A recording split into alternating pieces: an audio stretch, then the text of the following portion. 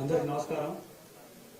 ఈరోజు మన Bharatiya Janata party media సెంటర్లో గౌరవనీయులు పెద్దలు భారతీయ జనతా పార్టీ సీనియర్ నాయకులు కేంద్ర హోంశాఖ మంత్రి వర్యులు ఆదరణీయ శ్రీ అమిత్ షా గారు యొక్క మీడియాను ఉద్దేశించి మాట్లాడతారు. వేదిక సార్.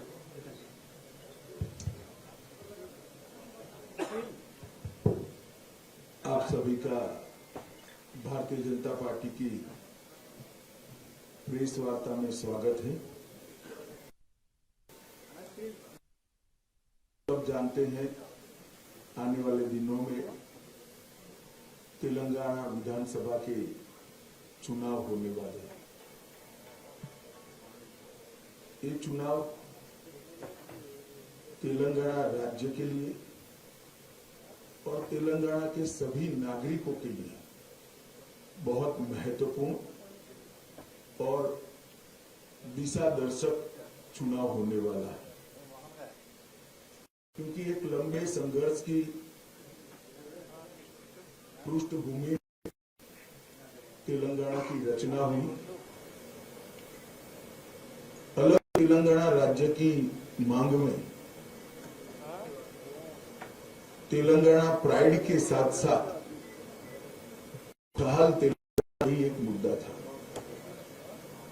और 10 साल के बाद जब पीछे मुड़कर देखते हैं तो रेवेन्यू सरप्लस स्टेट से लाखों करोड़ों का ऋण आज तेलंगाना स्टेट पर है। तेलंगाना की प्रगति के लिए जिन युवाओं ने अपना सर्वोच्च बलिदान दिया था, करीब 1500 युवाओं ने दिया था, उन्होंने तेलंगाना की भविष्य की पीढ़ी के लिए अपना सब कुछ बलिदान किया था। आज युवा बिल्कुल निराश खड़ा है। किसान, दलित, बैकवर्ड्स बिल्कुल निराश खड़े हैं और सभी लोग तेलंगाना के भविष्य को लेकर आशंकित हैं। 30 नवंबर को तेलंगाना का चुनाव होना है। मैं तेलंगाना की जनता को, सारे मतदाताओं को अपील करना चाहता हूं कि आपका एक वोट केवल एक विधायक या एक सरकार का निर्णय नहीं करेगा। आपका एक वोट तेलंगाना और भारत के भविष्य का निर्णय और निर्धार करेगा। इसलिए सारी पार्टियों के परफॉर्मेंस के इवैल्यूएशन के साथ आप वोट कीजिए और मुझे भरोसा है कि तेलंगाना के सूज्ञ मतदाता जब ये पृष्ठभूमि को चेक कर कर वोट देंगे तो निश्चित ही तेलंगाना के मतदाता की पसंदगी कमल निशान पर होगी, मोदी जी की भारतीय जनता पार्टी पर होगी। ये 10 साल में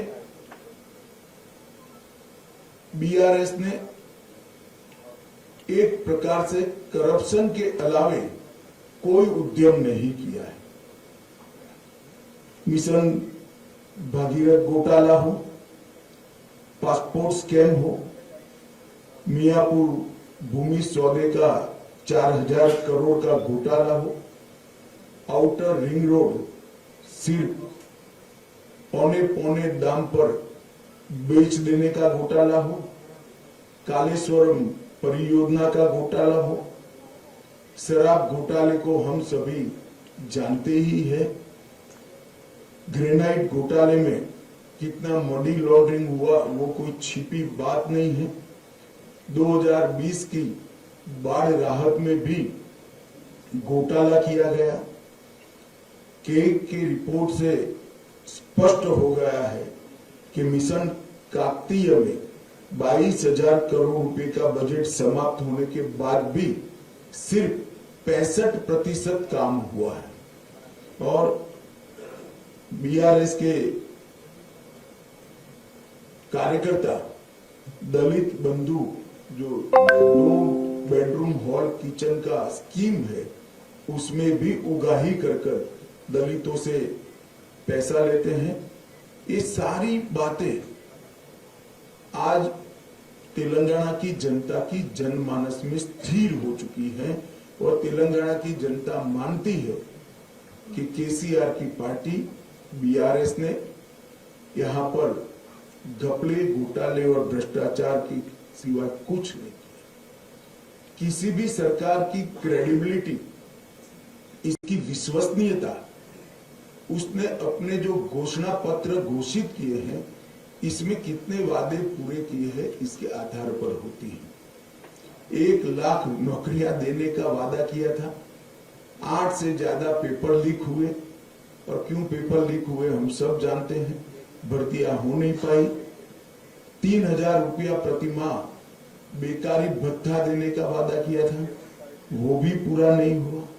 40 लाख बच्चों को केजी से पीजी तक मुफ्त शिक्षा देनी थी, वो भी वादा पूरा नहीं हुआ।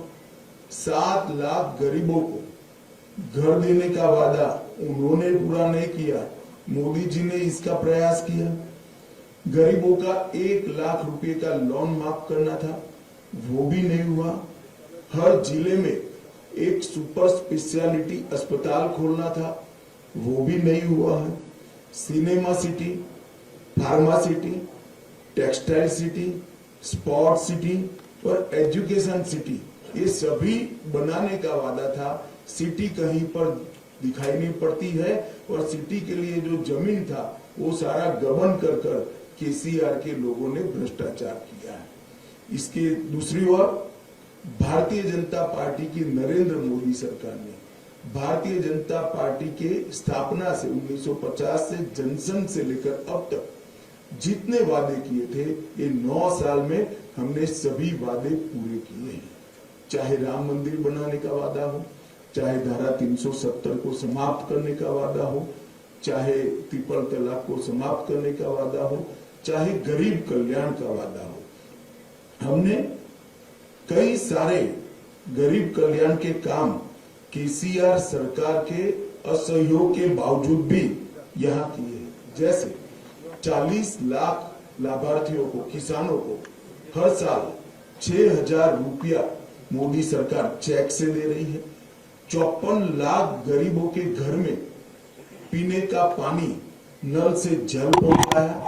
लगभग 33 लाख घरों में तेलंगाना के शौचालय बनाया। 1 करोड़ 90 लाख गरीबों को हर साल 5 किलो, हर महीने 5 किलो अनाज प्रति व्यक्ति हम दे रहे हैं। 11,50,000 माताओं को उज्ज्वला का गैस का सिलेंडर दिया। 2.5 लाख घर बनाए और ग्रामीण सड़क योजना भी 12,000 किलोमीटर बनाई। तो कौन पार्टी अपने वादे पूरे कर रही है, इससे इसकी विश्वसनीयता खड़ी होती है। और यहाँ पर केसीआर सरकार के खिलाफ एक बहुत बड़ा रोष तुष्टीकरण की राजनीति का भी है। हमारा संविधान किसी भी वर्ग विशेष को स्पेशल फेवर परमिट नहीं करता है। तुष्टीकरण की राजनीति के चलते जो तेलंगाना का प्राइड है, तेलंगाना का गौरव जिसके साथ जुड़ा है, जिसमें हजारों लोगों ने अपनी जान गंवाई, वो हैदराबाद विमोचन दिन को भी केसीआर ने मनाने का वादा तोड़ा है। इसके साथ साथ रिलीजियस रिजर्वेशन, केसीआर ने पूरे देश में एक ही राज्य ऐसा है जहां रिलीजियस रिजर्वेशन दिया जाता है जो संविधान सम्मत नहीं है, गैर संवैधानिक। 4% रिलीजियस रिजर्वेशन दिया है। हम ये मुस्लिम रिजर्वेशन को समाप्त कर ये 4% SC, ST और OBC का रिजर्वेशन लाएंगे और न्याय देने का प्रयास भी करेंगे। मैंने कभी भी ऐसा आदेश नहीं देखा है। तेलंगाना सरकार के गृह विभाग ने मीडिया को आदेश दिया कि दंगों में अगर आरोपी अल्पसंख्यक है तो इसका नाम मत छापिए। दंगे दंगे होते हैं, नहीं छापना है तो दोनों कम्युनिटी का मत छापिए। नाम छापना कोई अच्छी बात नहीं है, परंतु सिर्फ अल्पसंख्यक का नाम न छापो, वो किस प्रकार का आदेश है मेरी समझ में नहीं आता है। और सिर्फ अल्पसंख्यक समुदाय के लोगों को सिविल एग्जामिनेशन में मुफ्त कोचिंग देना कितना उचित। अगर सभी गरीबों को देते और उसमें अल्पसंख्यक बच्चे भी आते, हमें कोई आपत्ति नहीं। एससी आते, एसटी आते, गरीब बच्चे आते, सभी गरीबों को मुफ्त कोचिंग मिलना चाहिए, एक समान प्लेटफॉर्म मिलना चाहिए। मगर इस प्रकार के तुष्टीकरण की राजनीति से भी तेलंगाना की जनता परेशान है और निर्णय कर कर बैठी है कि हम इस केसीआर सरकार को बदलेंगे। हमने हमारे संकल्प पत्र में ढेर सारे वादे किए हैं। मैं कुछ प्रमुख वादे भी आपके माध्यम से जरूर बताना चाहूंगा। धान पर हम 3100 रुपये किलो क्विंटल पूरा धान जितना भी है वो भारतीय जनता पार्टी की सरकार एमएसपी प्लस बोनस से खरीदेगी और 1 किलो भी धान किसान का अपने घर में नहीं पड़ा रहेगा, वो भारतीय जनता पार्टी का वादा है। इसके साथ बॉइल्ड राइस भी हम परचेज करेंगे, जो केसीआर सरकार नहीं करती है। पूरे भारत में मोदी जी ने पेट्रोल और डीजल के दामों से राहत देने के लिए कस्टम ड्यूटी को कम करा था। उस वक्त जहां जहां भारतीय जनता पार्टी की सरकारें थी वहां पर हमने वेट को कम कर कर इसका मैचिंग प्राइस कर कर कम दाम से पेट्रोल और डीजल देश भर में आज मिल रहा है। परंतु जहां जहां कांग्रेस की सरकार है और तेलंगाना जहां बीआरएस की सरकार है वहां उन्होंने वेट कम नहीं किया।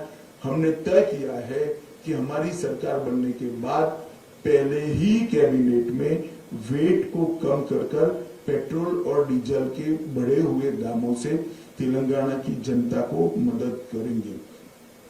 हमने तय किया है कि सभी गरीब लोगों को साल में 4 मुफ्त गैस के सिलेंडर देंगे।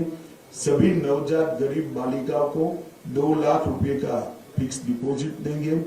कॉलेज जाने वाली छात्राओं को, मेधावी छात्राओं को मुफ्त लैपटॉप देंगे। और जब राम मंदिर बन ही रहा है तब सभी वरिष्ठों को बारी बारी से राम मंदिर और काशी की यात्रा भी भारतीय जनता पार्टी की सरकार कराएगी। मित्रों, कांग्रेस पार्टी इस सालों से तेलंगाना विरोधी पार्टी रही। तेलंगाना के लंबे किसी ने सप्रेस करने का काम किया तो कांग्रेस पार्टी ने किया। पहले भी जब संयुक्त आंध्र प्रदेश था तब भी श्री अंजय्या का सार्वजनिक अपमान आज भी तेलंगाना की जनता भूल नहीं सकती। नरसिम्हा राव जी को जिस तरह से अपमानित किया वो भी तेलंगाना की जनता आज भी नहीं भूल सकती। और तेलंगाना आंदोलन में 2009 में अलग तेलंगाना का वादा करने के बाद भी न देने के कारण कम से कम 15 युवाओं ने अपनी जान गंवाई। जब तेलंगाना की जनता बीआरएस को, टीआरएस को बदलना चाहती है, मैं तेलंगाना की जनता को स्पष्ट रूप से बताना चाहता हूं कि आप ओवैसी को वोट दोगे तो भी वो बीआरएस के पास जाने वाला है, आप कांग्रेस को वोट दोगे तो भी वो केसीआर के साथ जाना है। ये ट्रैक रिकॉर्ड है। जब जब ओवैसी के विधायक चुनकर आए, तुष्टीकरण की राजनीति के कारण उन्होंने टीआरएस का, बीआरएस का समर्थन किया और कांग्रेस के जितने विधायक चुनकर आए गत 2 चुनाव में सारे के सारे बाद में टीआरएस में शामिल हो गए। इसका मतलब है कि आपका वोट जो राज्य में सत्ता परिवर्तन के लिए है वो निश्चित रूप से जाया जाएगा अगर वो वोट कांग्रेस में जाता है। अगर यहां परिवर्तन करना है तो मोदी जी के नेतृत्व में केवल और केवल भारतीय जनता पार्टी ही परिवर्तन कर सकती है और कोई पार्टी नहीं कर सकती। और ये तीनों पार्टियों के बीच में एक और साम्यता है, परिवारवाद की। ये 2G, 3G और 4G पार्टियां हैं। आप 2G, 3G, 4G से करप्शन के बारे में नहीं कह रहा। केसीआर की पार्टी 2G पार्टी, केसीआर और केटीआर। ओवैसी की पार्टी 3G पार्टी, 3 पीढ़ियों से परिवार में ही नेतृत्व रहा है। और कांग्रेस पार्टी 4G पार्टी है, जवाहरलाल नेहरू, इंदिरा गांधी, राजीव गांधी और अब राहुल गांधी। यहां मेरिट्स की कोई जगह नहीं है, लोकतांत्रिक मूल्यों की कोई जगह नहीं है। ये तीनों परिवारवादी पार्टियां हैं। इसलिए चुनाव के पहले अलग अलग कपड़े, अलग अलग चोले, अलग अलग नारे लेकर आते हैं। चुनाव के बाद सब एक दूसरे के साथ इकट्ठा हो जाते हैं। तो केसीआर को बदलने के लिए वोट चाहे ओवैसी की पार्टी को दीजिए, चाहे कांग्रेस को पार्टी को दीजिए, वो जाना अंततोगत्वा केसीआर की पार्टी में है।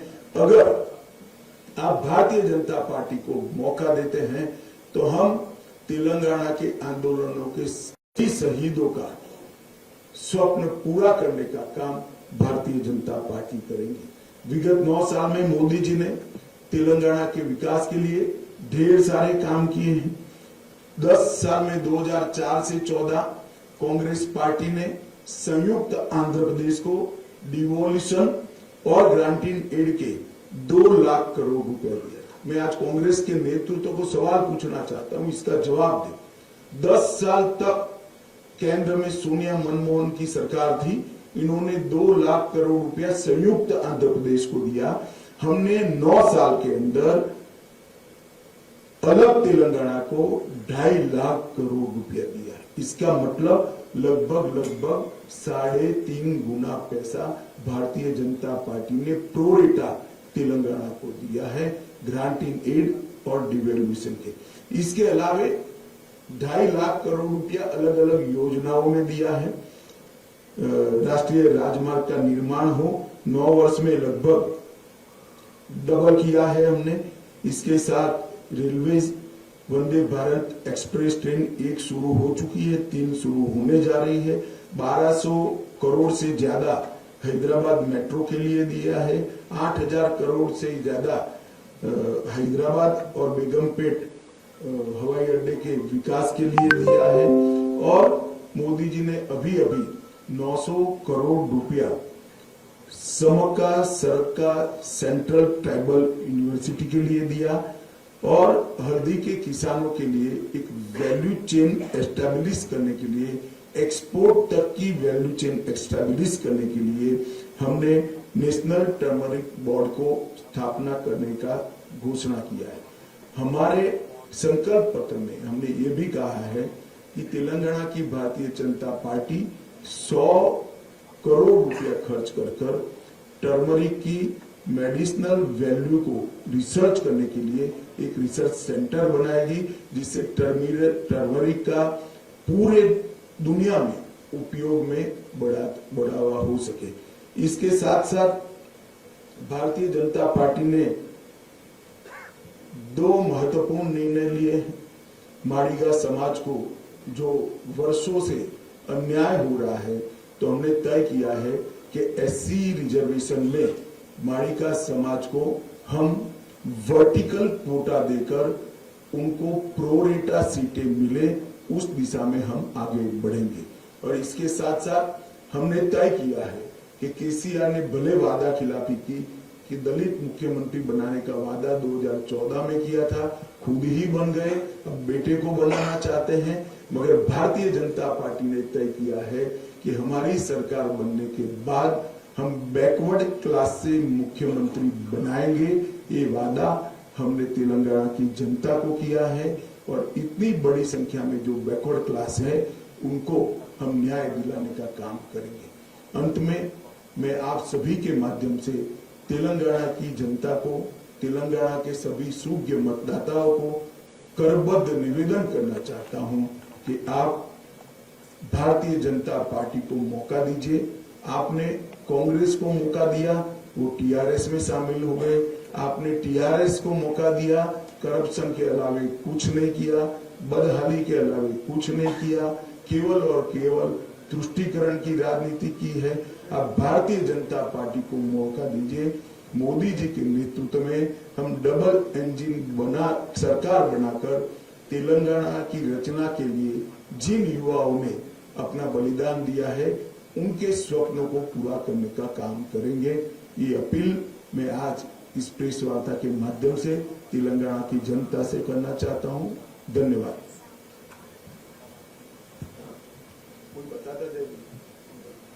बताओ, माइक के बगैर बताओ, दे दो भैया, बोलो तुम।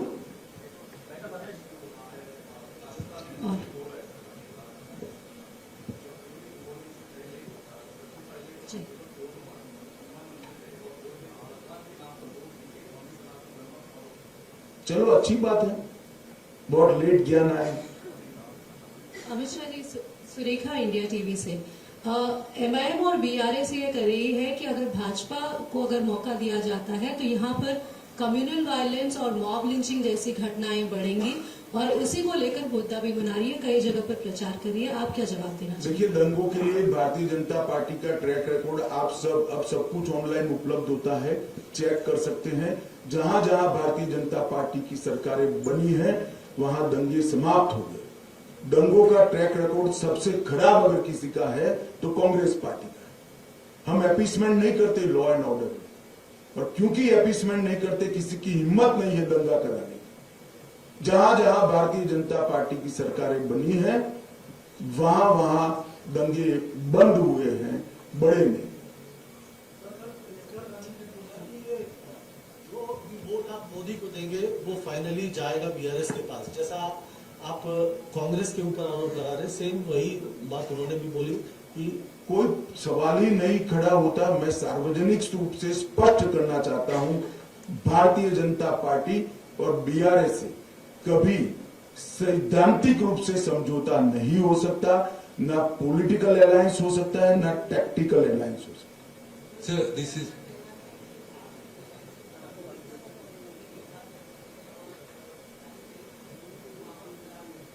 देखिए, कोरा आरोप लगाना ठीक है, क्या मुस्लिम रिजर्वेशन देना ये विभाजनकारी पॉलिसी नहीं है?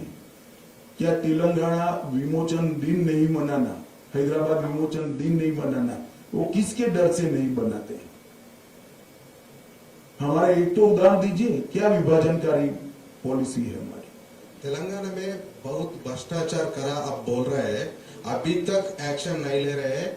बीआरएस को प्रोटेक्ट बीजेपी कर रहे हैं, कांग्रेस प्रचार करके जा रहे हैं, कैसा देख रहे हैं? देखिए, जो जो भारत सरकार के डोमेन में है वो सारी जांच प्रक्रिया में है, मगर चुनाव के कैलेंडर के हिसाब से जांच नहीं चल सकती। मैं आपको स्पष्टता पूर्वक बताता हूं, भारतीय जनता पार्टी की तेलंगाना में सरकार बनने के बाद एक एक करप्शन की जांच होगी और रिस्पॉन्सिबल लोग जेल की सलाखों के पीछे जाए। Sir, this is Paniharan from Hans India. You are talking about appeasement. There are reports that Indian citizenship is being sold in the open market in West Bengal by offering voter cards and that kind of enrollment. What is your take on that? देखिए, हमारे संज्ञान में कुछ मामले आए हैं, इसकी detail जांच हो रही है और किसी को बख्शा नहीं जाएगा, किसी को बख्शा नहीं जाएगा, कठोर कदम उठाएंगे। सर, इस चुनाव में हम देख रहे हैं सर, काफी पर्सनल अटैक्स हो रहे हैं। सारे राजनीतिक दल एक दूसरे को पर्सनल अटैक कर रहे हैं। प्रधानमंत्री जी को के पिताजी का नाम लिया गया, पनौती जैसे शब्दों का उपयोग किया गया, इसको कैसे देखते हैं? देखिए, जब भी प्रधानमंत्री जी के बारे में बिलो द बेल्ट लैंग्वेज का उपयोग हुआ है, देश में कोई भी राज्य हो, जनता ने उसका करारा जवाब दिया है। मुझे भी भरोसा है ये जो बिलो द बेल्ट लैंग्वेज उपयोग हो रही है, उसका करारा जवाब तेलंगाना के मतदाता वोटिंग में देंगे। अमित जी, इस चुनाव में जो है ओल्ड हैदराबाद की अगर बात करें तो फिलिस्तीन जैसे मुद्दों को लेकर वोट मांगे जा रहे हैं। जो लोकल मुद्दे उसे ना उठाकर फिलिस्तीन जैसे मुद्दों पर जो वोट मांगे जा रहे हैं, उसे आप किस तरह से देखते हैं? अब मैं तो आप अपेक्षा ओवैसी की पार्टी से और क्या अपेक्षा कर सकते हैं? यही अपेक्षा कर सकते हैं। मुझे कुछ आश्चर्य नहीं है उसमें। सर हम देखते हैं कि यहाँ पे अनेरी रिपब्लिक टीवी से सर आपने कहा कि भारतीय जनता पार्टी ने सेपरेट तेलंगाना को करीब 2.5 लाख करोड़ दिया है, लेकिन बीआरएस ये कहती है कि सेंट्रल गवर्नमेंट से तेलंगाना के लिए कुछ सपोर्ट नहीं मिलता है, ना कोई फंड्स आते हैं, ना कोई प्रोजेक्ट में देखिए, आप पत्रकार हैं, आपको रिसर्च कर सवाल करना चाहिए। भारत सरकार का बजट कोई छिपी चीज नहीं होती, बजटरी डॉक्यूमेंट होता है, और जब बजट समाप्त होता है, साल समाप्त होता है, तब कितना इंप्लीमेंट हुआ वो भी पार्लियामेंट के सामने आता है। मैंने जो कहा है 2,50,000 करोड़ रुपए, इसका पाई का हिसाब भारत सरकार के वित्त मंत्रालय की साइट पर है, आप चेक कर सकती है। और प्लीज बाद में एक कार्यक्रम करना कि केसीआर कितना झूठ बोल गए। सर आपने मडिगा आरक्षण की बात की, सर उसका आगे रास्ता क्या होगा? कमेटी कब तक बनेगी, कैसे रहेंगे ये प्रोसेस? मैं स्पष्टता करना चाहता हूं, कमेटी मडिगा वर्टिकल रिजर्वेशन में वर्टिकल कोटा देने के लिए कमेटी नहीं है, इसको स्पीड अप करने के लिए है। हमने इन प्रिंसिपल निर्णय कर दिया है कि मडिगा को वर्टिकल कोटा दिया जाएगा। कमेटी की जो बात है उसको स्पीड अप करने के लिए। नमस्कार सर, मेरा नाम श्रीकर हेसरा, मैं हिट टीवी से हूँ। पिछली बार जब आप यहाँ हैदराबाद नगर चुनाव पालिका में आए, नगर पालिका में चुनाव के समय आए थे, आपने बोला था कि यहाँ रोहिंग्या है, राज्य सरकार मुझे एक चिट्ठी भेजकर मुझे लिफाफा दीजिए, मैं इनको यहाँ से निकाल दूंगा। सर, एक कागज के वजह से इतना बड़ा प्रॉब्लम को आप छोड़ देंगे क्या? हमने छोड़ा नहीं है, हमारी जांच चालू ही है, काफी कुछ पकड़ा गया है। अभी एनआईए ने रेड भी किया और पूरा षड्यंत्र को पर्दाफाश किया। न केवल हैदराबाद, देश भर में से रोहिंग्या घुसपैठियों को नसीहत करने के लिए एनआईए ने कदम उठाए हैं। कुछ दिन पहले, 10 दिन पहले ही ये पूरा प्रेस कॉन्फ्रेंस कर एनआईए ने रिपोर्ट दिया है। अमित शाह जी नमस्ते, श्रीनिवास फ्रॉम सिटी विजन। और इसमें हमें केसीआर की कोई सिफारिश की जरूरत नहीं है, केसीआर से अपेक्षा भी नहीं है कि वो रोहिंग्या के खिलाफ कुछ करें, क्योंकि उनकी वोट बैंक बढ़ रही है।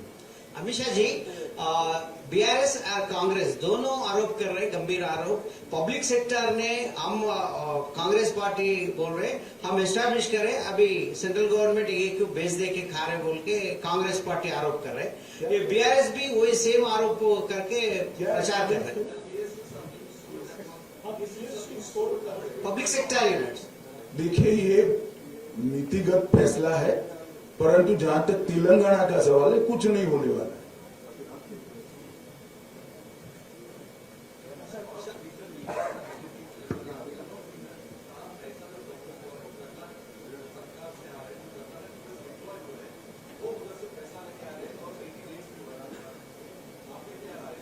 राय क्या है भाई, एजेंसियां को अपना काम करना चाहिए, चुनाव आयोग ने अपना काम करना चाहिए। कांग्रेस और बीआरएस दोनों का करप्शन के पैसों से चुनाव को पॉल्यूट करने का एक बड़ा लंबा हिस्ट्री रहा है। भारतीय जनता पार्टी इसमें विश्वास नहीं करती।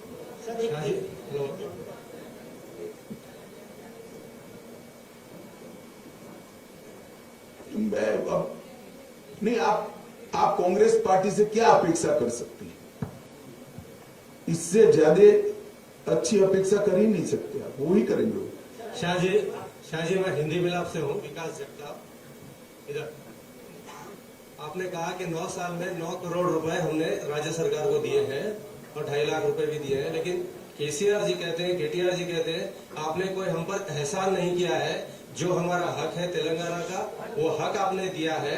आपने अतिरिक्त क्या दिया है? पहले समझ लीजिए, मेरा प्रश्न पूरा नहीं हुआ हो गया, मैं समझ गया। मेरा जवाब देने के बाद आप फिर से पूछ सकते हैं। हम जो टैक्स दे रहे हैं वो पहले समझो ना, मैं बोला ही हूँ डिवोल्यूशन और ग्रांटिंग एड का पैसा है, हेड के साथ बोला हूँ।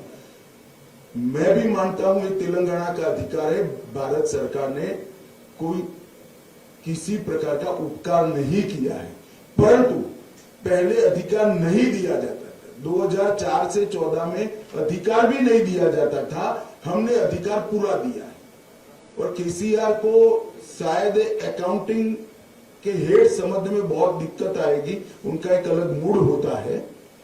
और एक घर पर बैठकर सरकार चलाने वालों के समझ में भी नहीं आता है, फार्म हाउस में समझ में नहीं आता है, इसके लिए सेक्रेटरीट में जाकर मीटिंग करनी पड़ती है।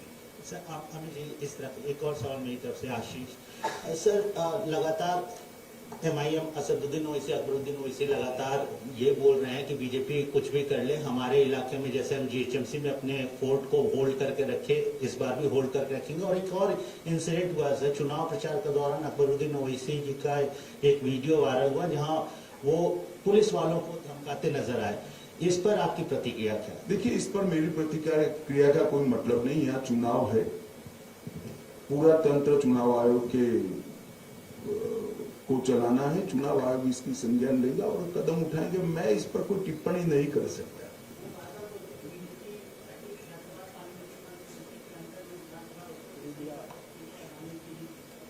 ऐसा है भैया, अब उनको डर कांग्रेस से है। इस बार उनकी वोट बैंक में कांग्रेस बड़ा डिवीजन कर रही है, थोड़े डरे हुए हैं।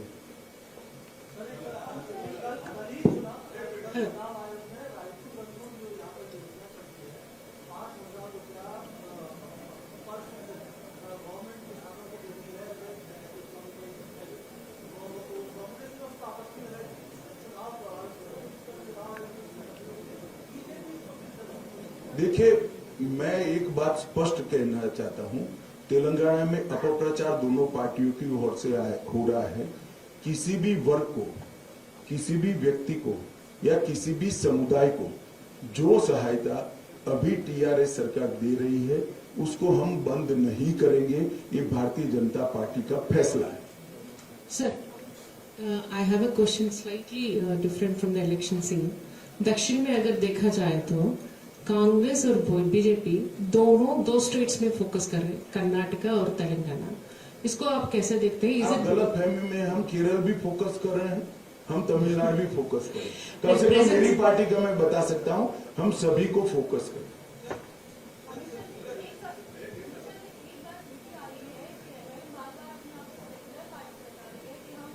आप मानती हो क्या?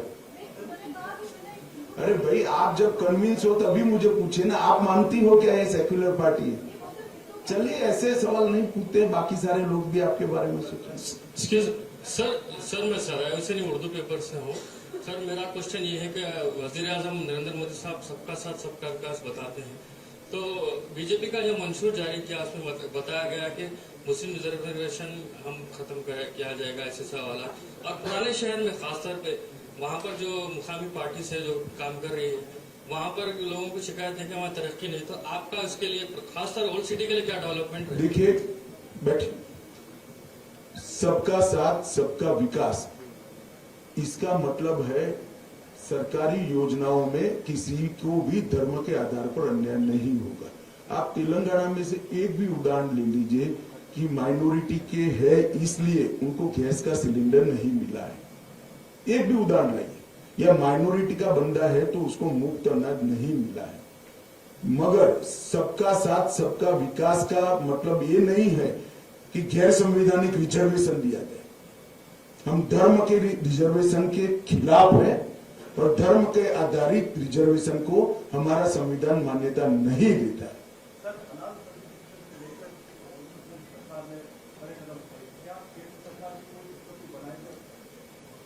देखिए, इस पर अभी केंद्र सरकार ने कोई निर्णय नहीं किया है और इस पर पूरा सोच विचार कर ही मैं केंद्र सरकार की ओर से कुछ बता सकता हूं।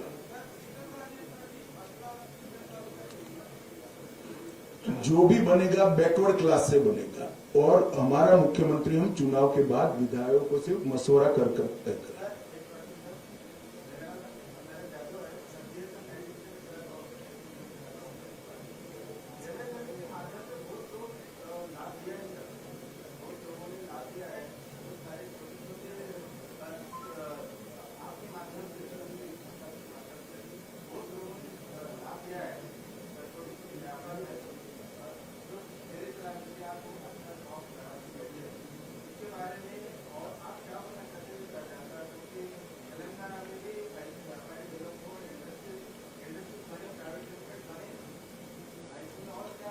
देखिए, भारत सरकार की सभी योजनाओं को केसीआर ने यहाँ पर जितना सपोर्ट राज्य सरकार के इंफ्रास्ट्रक्चर का मिलना चाहिए नहीं दिया है।